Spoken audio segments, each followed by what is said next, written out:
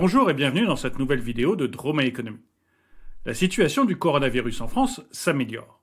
Il y a moins de nouveaux cas enregistrés, moins de décès, et la situation dans les hôpitaux se soulage. Un peu comme en Suisse où il n'y a pas de confinement. Cette amélioration au niveau de la santé va poser la question des restaurants. Le chef de l'État avait dit qu'on ouvrirait les restaurants le 20 janvier si on était en dessous de 5000 cas. Aujourd'hui, nous en sommes à 8000 cas et le nombre de cas semble baisser rapidement. À ce moment-là, il est tout à fait envisageable que l'on passe en dessous des 5000 cas bien avant le 20 janvier, peut-être dans une semaine ou 15 jours. Et il va être très difficile d'expliquer aux restaurateurs qu'ils doivent rester fermés. D'autant plus que les aides ont toujours du mal à arriver. J'entendais hier le chef étoilé Marc Vera qui disait ne pas avoir touché la moindre aide pour le moment. Et tout ça alors qu'il habite à 10 km de la Suisse dans laquelle les restaurants et les bars sont ouverts. Enfin, en fonction des cantons, puisque eux n'ont pas une décision nationale. Mais la seule recommandation nationale, c'est restaurants et bars ouverts, pas plus de 4 à table, sauf si c'est une même famille. Et la fermeture des restaurants et des bars est obligatoire à partir de 23 heures seulement. De même, vous pouvez sans problème faire du sport et les rassemblements sportifs ou culturels sont autorisés jusqu'à 50 personnes. En fait, il n'y a vraiment que les discothèques qui sont fermées partout.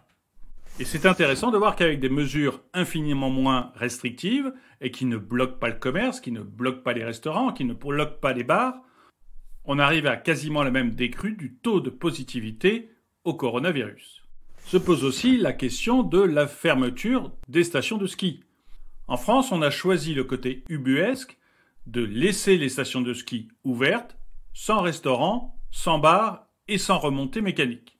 Le résultat, c'est évidemment 80% d'annulation dans les domaines skiables. Or, les vacances de ski de Noël, ça représente 25% du chiffre d'affaires de l'année. Et cette fermeture obligatoire, elle est d'autant plus étonnante que, par exemple, la Tour Eiffel va réouvrir le 16 décembre. Or, monter dans la Tour Eiffel en ascenseur, est-ce que ce n'est pas très proche finalement des remontées mécaniques de ski? Et le ski, même si ça ne concerne pas tout le monde, ça concerne quand même 14% des Français qui vont skier tous les ans.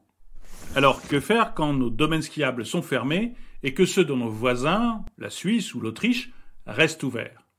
Eh bien, la solution prônée par le gouvernement, c'est encore une limitation de nos libertés. Emmanuel Macron, hier, a indiqué qu'il y aurait des mesures restrictives et dissuasives pour nous empêcher d'aller skier chez nos voisins. La solution aurait pu être, il me semble, de limiter le nombre de personnes par appartement ou par mètre carré et d'imposer des mesures sanitaires aux stations de ski. Mais là encore, on préfère tout fermer et subventionner, ou du moins dire que l'on subventionne, que l'on donne de l'argent en compensation.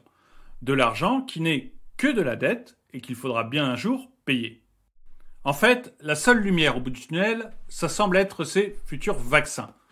Ces vaccins qui vont arriver fin décembre, début janvier, et qui devraient nous permettre de passer cette crise du coronavirus.